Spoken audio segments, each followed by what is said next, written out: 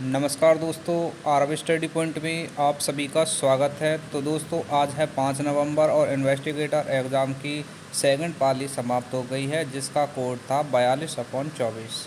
तो दोस्तों, वीडियो को अंत तक ज़रूर देखें और चैनल पर पहली बार आए हैं तो चैनल को सब्सक्राइब ज़रूर कर लें। तो चलिए देखते हैं सेकंड पाली के क्वेश्चनों को। तो पहला क्वेश्चन क्या था, भारत का संविधान निर्मात्री सभा का गठन किस वर्ष हुआ था और इसका उद्देश्य स्वतंत्र भारत के लिए संविधान तैयार करना था। तो देखिए, इस क्वेश्चन का जो सही आंसर क्या था, इसका आंसर था 1946।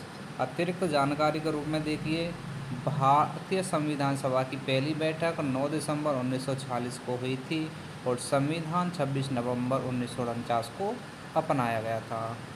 चलिए अगला क्वेश्चन देखते हैं। सिंधु घाटी सभ्यता का प्रमुख नगर मोहनजोदड़ो किस वर्तमान देश में स्थित है और इसे मृतकों का टीला कहा जाता है? सही आंसर था ऑप्शन बी, पाकिस्तान में। मोहनजोदड़ो सिंध प्रांत में है और यह नगर नियोजन के लिए प्रसिद्ध था। ये इसका महत्वपूर्ण क्वेश्चन था। देखिए अगला क्वेश्चन, वेदों की रचना किस काल में मानी जाती है और यह ग्रंथ हिंदू धर्म की सबसे प्राचीन धार्मिक ग्रंथ माने जाते हैं? तो राइट आंसर था ऑप्शन ए, वैदिक काल। वेद चार होते हैं, ऋग्वेद, यजुर्वेद, सामवेद और अर्थवेद। क्वेश्चन नंबर 4 में देखिए क्या पूछा था, भारत में प्रथम जनगणना कब कराई थी और इसका संचालन किसने किया था? तो राइट आंसर था 1881 में लॉर्ड रिपन ने ये स्टार्ट की थी और यह भारत की पहली वैज्ञानिक जनगणना मानी जाती है। अगला क्वेश्चन देखिए क्या पूछा गया था, भारत की योजना आयोग की स्थापना कब हुई थी और इसका उद्देश्य क्या था? तो राइट आंसर था 1950। ठीक है, और देखिए इसका उद्देश्य क्या था, आर्थिक विकास के लिए। ठीक है, 2015 में नीति आयोग में ये परिवर्तित कर दिया गया था इसे। अगला क्वेश्चन पूछा गया था, भारत का संविधान विश्व का सबसे बड़ा लिखित संविधान क्यों माना जाता है? तो इसका सही आंसर था ऑप्शन सी, ए और बी दोनों, यानी कि अनुच्छेद इसमें 395 अनुच्छेद थे और इसमें 12 अनुसूचियाँ थीं। अतिरिक्त जानकारी की बात करें तो देखिए, संविधान में अब लगभग 470 से अधिक अनुच्छेद हो चुके हैं। अगला क्वेश्चन देखिए, लाल बहादुर शास्त्री का नारा जय जवान जय किसान किस युद्ध के दौरान दिया गया था? तो राइट आंसर था 1965 के युद्ध के दौरान। यह नारा 1965 के भारत पाक युद्ध के समय दिया गया था। अगला क्वेश्चन था, सूर्य से ऊर्जा का उत्सर्जन किस प्रक्रिया से होता है? तो राइट आंसर था नाभिक संलयन। देखिए इसमें हाइड्रोजन परमाणु मिलकर हीलियम बनाते हैं और ऊर्जा निकलती है। अगला क्वेश्चन देखिए, साइंस का क्या था, डीएनए की संरचना की खोज किस वैज्ञानिक ने की थी? तो राइट आंसर था इसका वॉटसन और क्रिक, यानी कि ऑप्शन इसका सही आंसर था। डीएनए की खोज 1953 में की गई थी, जिसे जीवन की पुस्तक भी कहा जाता है। आगे क्वेश्चन की बात करें तो देखिए, मेक इन इंडिया कार्यक्रम कब शुरू किया गया था? तो राइट आंसर था इसका ऑप्शन बी, 2014 में। इसका उद्देश्य भारत को वैश्विक विनिर्माण केंद्र बनाना है।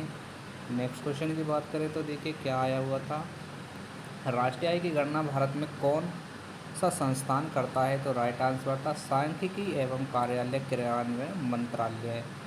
इसका कार्य जीडीपी और जीएनपी के आंकड़े जारी करना है। ये देखिए अगला क्वेश्चन, संविधान के किस अनुच्छेद में राष्ट्रपति शासन की व्यवस्था है? तो राइट आंसर क्या था ऑप्शन बी, 356। इसे राज्य में संवैधानिक तंत्र की विफलता भी कहा जाता है। नेक्स्ट क्वेश्चन देखिए क्या था, वर्ष 2025 के लिए भारत का अंतर्राष्ट्रीय फिल्म महोत्सव कहाँ आयोजित किया जा रहा है? तो राइट आंसर क्या था ऑप्शन बी, गोवा में। यह 54वां IFFI है जो हर वर्ष गोवा में आयोजित होता है। अगले क्वेश्चन की बात करें तो 2025 में भारतीय महिला क्रिकेट टीम की कप्तान कौन है? तो राइट आंसर क्या है option A, Harmanpreet Kaur. Harmanpreet Kaur T20 और वनडे दोनों टीमों की कप्तान हैं। क्वेश्चन नंबर 14 देखिए, हाल ही में 2025 में कौन सा भारतीय शहर यूनेस्को की सिटी ऑफ म्यूजिक की सूची में शामिल हुआ है? राइट आंसर क्या था ऑप्शन सी, भोपाल। देखिए भोपाल को इसकी संगीत परंपरा और सांस्कृतिक योगदान के लिए चुना गया था। ये क्वेश्चन आपको बता दें, ये एमपी पुलिस के एग्ज़ाम में भी अभी जल्दी में जो एग्ज़ाम हो रहा है कांस्टेबल का, उसमें ये क्वेश्चन पूछा गया था। आगे देखिए, नालंदा विश्वविद्यालय किस प्राचीन राज्य में स्थित था और यह किस शिक्षा के लिए प्रसिद्ध था? तो राइट आंसर था मगध राज्य में स्थित था और बौद्ध शिक्षा के लिए प्रसिद्ध था। नालंदा विश्वविद्यालय 5वीं शताब्दी में कुमारगुप्त द्वारा स्थापित किया गया था। इस एक्स्ट्रा जानकारी को भी आपको फ्रेंड्स ज़रूर याद रखना है, कभी कभी एक्स्ट्रा जानकारी में से भी क्वेश्चन आपके बन जाते हैं। देखिए, राष्ट्रीय विकास परिषद का गठन किस उद्देश्य से किया गया था? तो राइट आंसर था योजनाओं के समन्वय हेतु। एनडीसी का गठन 1952 में हुआ था और इसमें प्रधानमंत्री, मुख्यमंत्री, अन्य प्रमुख सदस्य शामिल थे। वीडियो में आगे बढ़ने से पहले फ्रेंड्स, अगर आप हमारे चैनल पर पहली बार आए हैं तो चैनल को अवश्य सब्सक्राइब कर लीजिए, और अभी तक आपका इसका एग्ज़ाम नहीं हुआ है तो आपको बता दें, इस चैनल पर जब तक आपका एग्ज़ाम नहीं होगा रिव्यू देखने को मिलता रहेगा। ठीक है दोस्तों, और आपको इस वीडियो की पीडीएफ भी चाहिए तो हमारे टेलीग्राम ग्रुप को ज्वाइन कर लीजिए और वहाँ पर आपको इस वीडियो की पीडीएफ ज़रूर मिल जाएगी। देखिए, भारत में मुद्रा नीति कौन नियंत्रित करता है? तो राइट आंसर क्या हो जाएगा? भारतीय रिजर्व बैंक। इसकी स्थापना 1935 में हुई थी और यह रेपो रेट, CRR जैसी दरें नियंत्रित करता है। देखिए, यहाँ पर स्थापना की बात करें तो 1935 में, और राष्ट्रीयकरण की बात करें तो राष्ट्रीयकरण हुआ था इसका 1950 में। ठीक है, और इसका जो हेडक्वार्टर कहाँ पर है वो है मुंबई में। अगला क्वेश्चन देखिए, गांधार कला शैली किस युग से संबंधित है और इसके मुख्य रूप से कौन सी विशेषता देखी जाती है? तो राइट आंसर क्या आता है इसका? कुषाण युग, यूनानी प्रभाव इसमें मुख्य विशेषता देखी जाती है। देखिए, गांधार कला में बुद्ध और मूर्तियों पर यूनानी रोमन प्रभाव स्पष्ट दिखाई देता है। तो फ्रेंड्स देखिए, ये क्वेश्चन तो हो गए आपके सेकंड पाली में आए हुए। अब हमने कुछ क्वेश्चन और जोड़ दिए हैं इसमें, जो आपके कुछ बच्चों का जो एग्ज़ाम नहीं हुआ है उसको इसी क्वेश्चन के आधार पर 4 से 5 क्वेश्चन और जोड़ दिए गए हैं। तो देखिए, अगला क्वेश्चन देख लीजिए, प्राकृतिक गैस मुख्यतः किस गैस से बनी हुई होती है जो ऊर्जा उत्पादन में प्रयोग होती है? तो इसका सही आंसर देखिए, ये है मीथेन। प्राकृतिक गैस में लगभग 80 से 90% मीथेन होती है और यह स्वच्छ ऊर्जा स्रोत है। अगला क्वेश्चन, 1857 के विद्रोह को सबसे पहले किस व्यक्ति ने भारत का स्वतंत्रता संग्राम कहा था? तो राइट आंसर क्या है देखिए इसका? विनायक दामोदर सावरकर।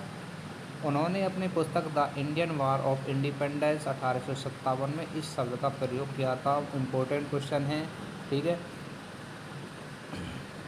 आगे देखिए, भारत में लोकसभा की अधिकतम संख्या कितनी सदस्यता हो सकती है संविधान के अनुसार? तो राइट आंसर क्या है इसका? देखिए, 552। इस क्वेश्चन को लेने का उद्देश्य यही है कि स्टेनोग्राफर के एग्ज़ाम में ये कई शिफ्टों में ये क्वेश्चन पूछ लिया गया है। तो आपका सेल्समैन हुआ और आपका TGT का और एग्ज़ाम है, सोशल साइंस का है, तो ऐसे एग्ज़ामों में ऐसे क्वेश्चन देखने को ज़रूर मिलते हैं। तो इसीलिए इस क्वेश्चन को यहाँ पर जोड़ा गया है। देखिए, इनमें से 530 सदस्य राज्यों से, 20 केंद्र शासित प्रदेशों से और 2 को राष्ट्रपति द्वारा मनोनीत किया जाता है। ठीक है दोस्तों, अब बढ़ते हैं अगले क्वेश्चन की तरफ। देखिए, यहाँ पर जो 2 राष्ट्रपति के द्वारा जो चुने जाते थे, लेकिन इनको अब वर्तमान में समाप्त कर दिया है। ठीक है, आगे की बात करें तो देखिए, न्यायपालिका का मुख्य उद्देश्य क्या होता है? तो इसका उद्देश्य होता है कानून की व्यवस्था और न्याय देना। भारत का सर्वोच्च न्यायालय संविधान की सर्वोच्चता की रक्षा करता है। आगे देखिए, नर्मदा बचाओ आंदोलन का नेतृत्व किसने किया और इसका उद्देश्य क्या था? तो राइट आंसर क्या है इसका? देखिए, मेधा पाटिकर। यह आंदोलन 1985 में प्रारंभ हुआ था और सरदार बांध के विरोध में हुआ था। ठीक है, देखिए अगला क्वेश्चन, भारत का सबसे बड़ा राष्ट्रीय उद्यान कौन सा है और यह किस राज्य में स्थित है? तो सभी को पता होगा, हेमिस, जो कि एक लद्दाख में ही स्थित है। हेमिस नेशनल पार्क बर्फीले तेंदुए के लिए प्रसिद्ध है। ये 4400 वर्ग किलोमीटर से अधिक क्षेत्र में फैला हुआ है। और देखिए, अगला क्वेश्चन क्या है? अगला क्वेश्चन, विश्व पर्यावरण दिवस 2025 की थीम क्या रखी गई है और इसे किस देश ने होस्ट किया है? तो सही आंसर क्या था? ऑप्शन बी देखिए इसका सही आंसर है, इको सॉल्यूशन फॉर फ्यूचर, और सऊदी अरब इसका होस्ट रहा था। यह दिवस हर 5 जून को मनाया जाता है हर साल, और यूनेप द्वारा आयोजित किया जाता है। देखिए, ये क्वेश्चन भी आपका TSSB के एग्ज़ाम में पूछ लिया गया था, इसलिए मैंने दोबारा से इस क्वेश्चन को रिपीट कर दिया है। और फ्रेंड्स, ये थे आपके क्या सेकंड पाली के क्वेश्चन, जिसमें से आपको कुछ क्वेश्चन इन्वेस्टिगेटर से थे और कुछ हमने उन क्वेश्चनों से रिलेटेड क्वेश्चनों को जोड़ दिया है। तो फ्रेंड्स आपसे रिक्वेस्ट है, चैनल को ज़रूर सब्सक्राइब करते हुए जाइए और बेल आइकन को दबा लीजिए। और जिस जिस विद्यार्थी का भी एग्ज़ाम नहीं हुआ तो उसको हमारे इस चैनल के माध्यम से आपके एग्ज़ाम में रिव्यू देखकर पेपर में फ़ायदा होने वाला है। तो चलिए फिर फ्रेंड्स मिलते हैं नेक्स्ट वीडियो में थर्ड पारी में।